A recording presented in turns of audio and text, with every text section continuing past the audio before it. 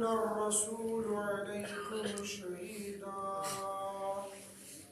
ترجمہ: وَكَذَلِكَ اور ایسے ہی جعلناکم بنایا ہم نے تم کو امتاً ایک ایسی جماعت وسطاً جو عادل ہے لِتَكُونُوا تاکہ ہو جاؤ تم شہداء گواہ علی الناس لوگوں پر وَيَكُونَ الرَّسُولُ اور ہو جائے رسول علیکم تم پر شہیداً گواہ. یہ سورہ بقرہ کی آیت نمبر 143 کا آدھا حصہ ہے جس کی تلاوت اور ترجمہ ہم نے سنا.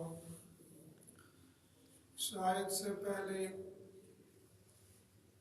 تحویل قبلہ کے بارے میں ابتدائی بات اور ایک طرح سے ترغیب آنے والے حالات پر مسلمانوں کو حضرت نبی کریم صلی اللہ علیہ وسلم کے واسطے سے متنبہ کیا گیا کہ آگے چل کر جب قبلہ بدل جائے گا یہود اور نصارہ کی جانب تمہارے اوپر کیا اعتراض آئیں گے اور کیا کیا حالات اور کیا کیا باتیں آئیں گی. جب وہ باتیں آئیں گی اور تم کو پہلے بتایا گیا ہو کہ یہ بیوقوف اور نالائق لوگ تمہارے اوپر طرح طرح کے طعنے کسیں گے تو اس وقت ایمان والوں کو کوئی تکلیف نہ ہوگی. اور ایمان والوں کو یہ بھی بتا دیا کہ تحویل قبلہ یہ بیت اللہ ہو یا مسجد اقصی ہو جس جانب رخ کر کے نماز پڑھنے کا حکم ہے تو یہ انسان کا اپنا ذاتی عمل ذاتی فعل نہیں ہے بلکہ یہ تو اللہ کا امر ہے. اب اس امت کی خصوصیت کو بتایا کہ اس امت کی خصوصیت کیا ہے. ایک خصوصیت یہ تحویل قبلہ ہی کے اندر یہ بتائی کہ ان کے لیے ادھر کے لیے بھی شان ہے ادھر کے لیے بھی شان ہے. مسجد اقصی کی طرف رخ کریں گے تب نماز پڑھیں گے تب ان کی اپنی ایک شان ہے اور مسجد حرام کی جانب رخ کر کے نماز پڑھیں گے تب بھی ان کی ایک شان ہے. یہودیوں تمہاری شان تو صرف یہ ہے کہ تمہارا قبلہ صرف بیت المقدس ہے لیکن ایمان والوں اس امت محمدیہ کی شان یہ ان کا قبلہ یہ بھی ہے اور یہ بھی ہے. ایک آدمی کو ایک ہی ایوارڈ مل جائے لیکن ایک آدمی کو 2 ایوارڈ مل جائے تو جس آدمی کو ایک ایوارڈ مل ایوارڈ تو وہ بھی ہے یہ بھی ہے لیکن ایک ایوارڈ ملنے والے کا وہ مقام نہیں ہے جو مقام اس آدمی کا ہے جس کو 2 ایوارڈ ملے ہو.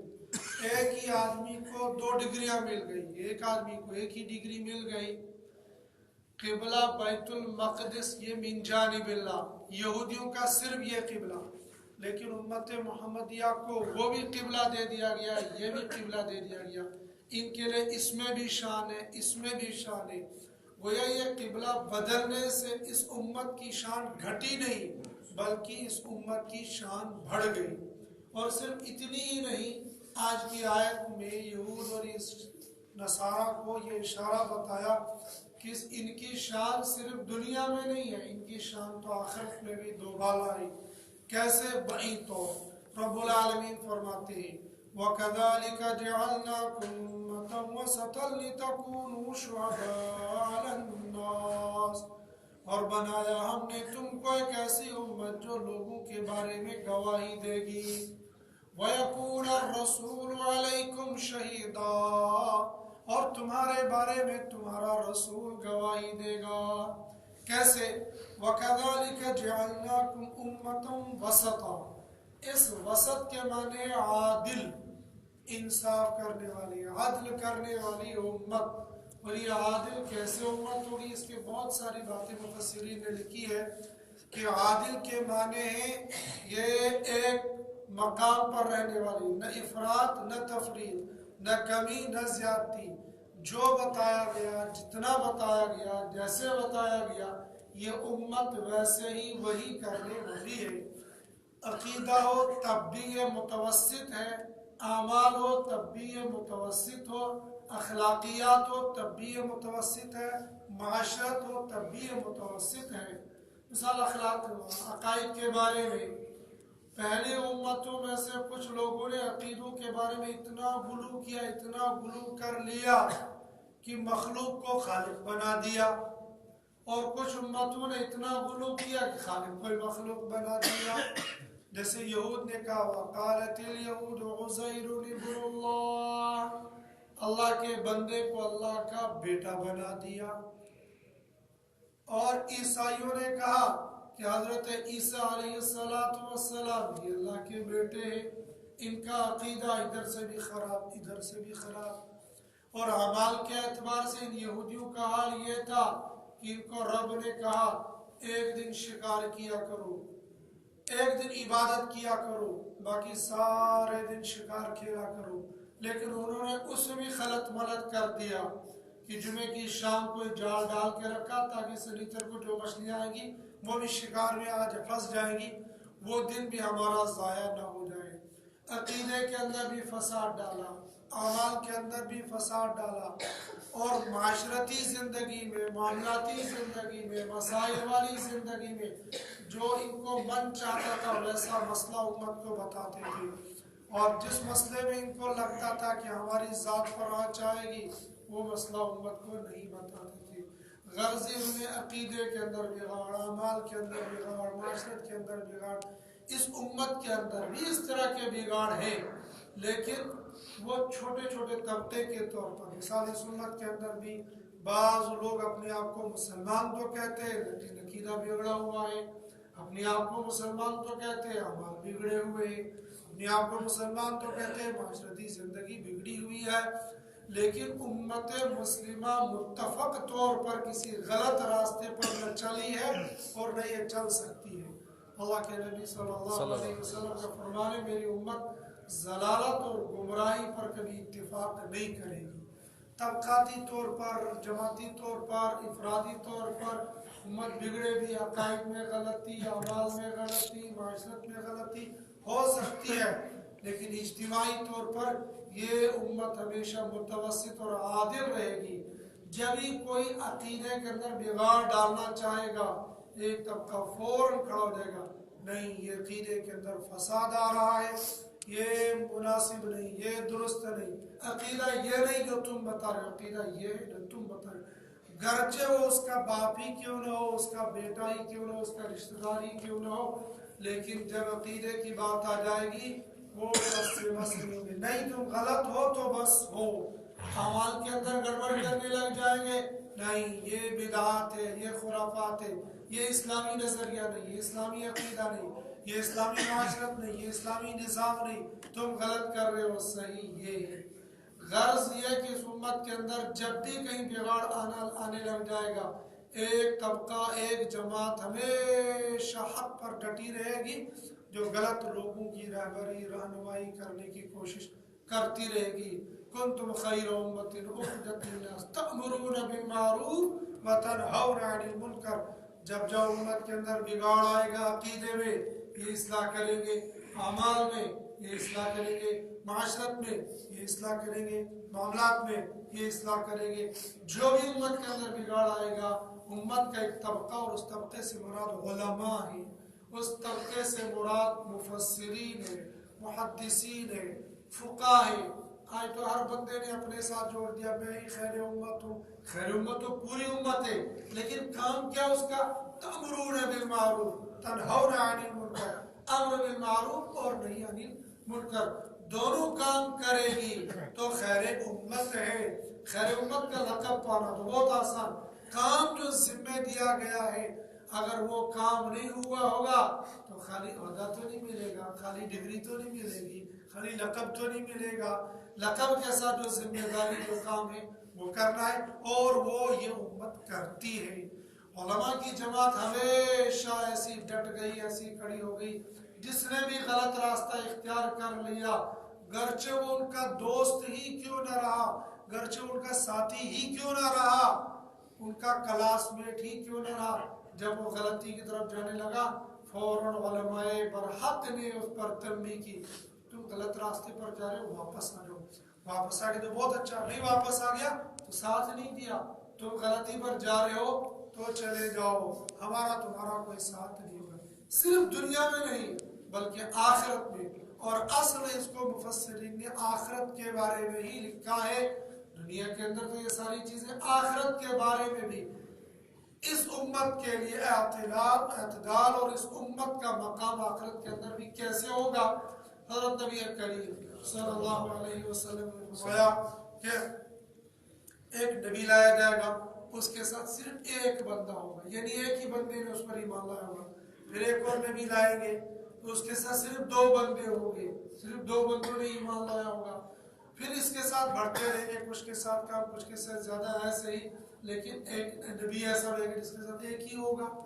پھر جب ان نبیوں کی قوم آئیں گے، ان سے پوچھیں گے رب العالمین بھائی تم نے مجھے کیوں نہیں مانا، آخرت کو کیوں نہیں مانا، نبی کو کیوں نہیں مانا، آج تمہارے یہ سزا ہے، تم نے کیوں نہیں مانا؟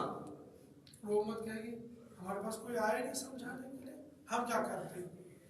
اللہ رب العزت فرمائے گا یہ نبی تھے تمہارے درمیان میں، ان نے تم کو سمجھایا، بتایا، تم نے کہنا ہمارے پاس کوئی بھی نہیں آیا، ہمیں کسی نے سمجھایا۔ اللہ نبی سے پوچھیں گے یہ کیا کہہ رہے ہیں؟ کہا بالکل، ہم کا گواہ تم نے میری ذمہ داری جو تمہیں دی تھی اس کو تم نے پورا کیا، اس پر گواہ کون ہے؟ کہ ہاں میں گواہ لاتا ہوں حضرت نبی کریم صلی اللہ علیہ وسلم، یہ امت ہے، کہا یہ لے لو گواہ۔ یہ امت آئے گی، یہ کہے گی ہاں ربا آپ کے اس نبی نے اس امت کو توحید، رسالت، بعث بعد الموت، یہ احکام ان کو بتائے تھے۔ وہ اکھڑ امت وہاں سے کہے گی، کافر امت کہے گی ربا ہمارے درمیان اور ان کے درمیان میں تو ہزاروں سینکڑوں سال کا فاصلہ، یہ ہمیں نہیں جانتے، ہم ان کو نہیں جانتے، یہ کیسے گواہی دیں گے؟ یہ امت کہے گی، یعنی ہم لوگ کہیں گے رب العالمین یہ بات بالکل صحیح ہے، ہم نے ان کو نہیں دیکھا اور ان نے ہمیں نہیں دیکھا، ہمارے ان کے درمیان میں ہزاروں سینکڑوں سال کا فاصلہ رہا ہے، لیکن ہمارے پاس جو آپ نے کتاب بھیجی تھی قرآن کریم، اس میں لکھا ہوا تھا وَلِكُلِّ قَوْمٍ هَادٍ، ہر قوم کے لیے میں نے ایک نبی بھیجا ہے، ہر قوم کے لیے میں نے ایک ہادی بھیجا ہے، اور بے شمار جگہوں پر بے شمار الفاظ کے ساتھ یہ بتایا گیا کہ لوگوں کو سمجھانے کے لیے فلاں نبی، بہت سارے نبیوں کے نام آئے، قوموں کے نام آئے۔ تو آپ نے تو یہ بتایا قوم نوح کا تو مستقل ایک باب ہے، یعنی سورہ نوح ہے، اور بیچ میں اور بہت ساری جگہوں پر حضرت نوح علیہ السلام کی قوم کا تذکرہ ہے، سیلاب آنے کا، سمجھانے کا، بتانے کا، ان کے بیٹے کا، یہ سارا تو قرآن کے اندر موجود ہے۔ تو نوح علیہ السلام کے بارے میں الگ سے بھی یہ حدیث آئی ہے کہ نوح علیہ السلام کی قوم بھی یہی بات کرے گی کہ نہیں ہمیں تو نہیں سمجھایا۔ پھر جب یہ امت یہ کہے گی کہ ہمارے پاس چونکہ قرآن آیا تھا، کہا اچھا، پھر حضرت نبی کریم صلی اللہ علیہ وسلم کو بلایا جائے گا، وَيَقُولُ الرَّسُولُ عَلَيْكُمْ شَهِيدًا، اور نبی تمہارے بارے میں گواہی دے گا۔ پھر حضرت نبی کریم صلی اللہ علیہ وسلم میرے اور آپ کے بارے میں گواہی دیں گے، ہاں ہماری تعالیٰ یہ میری امت صحیح کہہ رہی ہے، یہ میری امت سچ کہہ رہی ہے، اس لیے کہ آپ نے جو میرے اوپر قرآن اتارا تھا اس قرآن میں یہ ساری باتیں لکھی ہوئی تھی، لہٰذا یہ امت جو کچھ بتا رہی ہے یہ سچ بتا رہی ہے۔ پھر اس وقت رب العالمین مجھے اور آپ کو ایک الگ سے سرپرائز دے دیں گے، الگ سے ایک اور انعام دے دیں گے کہ ہاں انہوں نے آدم کی قوم، نوح کی قوم، شیس کی قوم، ہود کی قوم، ابراہیم کی قوم، تمام انبیاء علیہ السلام کی قوم کے بارے میں بھی یہ گواہی دے دی، اور ان کی گواہی آج اللہ نے مان لی۔ ایک طرف سے ہوگا کوئی کسی کی گواہی، کوئی کسی کی سفارش نہیں مانے گا، لیکن اللہ نے اس امت کو یہ اعزاز بھی دیا کل قیامت کے دن ان کی یہ سفارش، یہ گواہی مان لی جائے گی کہ یہ جو کہہ رہے ہیں یہ صحیح کہہ رہے ہیں۔ یہ اعزاز مجھے اور آپ کو من جانب اللہ باللہ ہے۔ لیکن اس اعزاز کو پانے کے لیے ہم بھی اس قابل ہونے چاہیے. اگر خدا کا خواستہ ہماری ہی واٹ لگ گئی وہاں تم ان کے بارے میں گواہی کیا دو گے؟ پہلے تم بھی چلو، پہلے تمہاری دھلائی ہو جائے وہاں. الامان والحفیظ، اللہ نے اتنا بڑا انعام مجھے اور آپ کو دیا ہے. اللہ کرے ہم اس ایمان کی قدر کرنے والے بن جائیں. وَكَذَلِكَ جَعَلْنَاكُمْ أُمَّةً وَسَطًا لِتَكُونُوا شُهَدَاءَ، اور ایسے بنایا ہم نے تم کو ایک ایسی امت، ایک ایسی جماعت جو عدل کرنے والی، انصاف کرنے والی ہے. یہ امت ہو جائے گی گواہ علی الناس، لوگوں پر. اور ناس سے مراد ہے آدم علیہ السلام سے لے کر حضرت نبی کریم صلی اللہ علیہ وسلم سے پہلے جتنے نبی اور ان کی امتیں آئی ہیں، اور امتوں کے بارے میں یہ گواہی دے گی. وَيَكُونَ الرَّسُولُ عَلَيْكُمْ شَهِيدًا، اور ہو جائیں گے رسول تمہارے بارے میں، یعنی امت محمدیہ صلی اللہ علیہ وسلم تمہارے بارے میں رسول گواہی دیں گے. اور وہ بھی کون سے رسول؟ امام الانبیاء، محبوب کبریا حضرت محمد مصطفیٰ صلی اللہ علیہ وسلم. کتنی بڑی بات ہے کہ اس امت کی سچائی اور عدالت کی گواہی نبی دے رہا ہے. اللہ کرے کہ ہمارا نبی، ہمارا اللہ ہم سے راضی ہو جائے، ہم ایسے کام کرنے والے بن جائیں، قرآن کو پڑھنے، سمجھنے اور اس کے مطابق زندگی گزارنے والے بن جائیں. اللہ نے اس کی توفیق نصیب فرمائے. وآخر دعوانا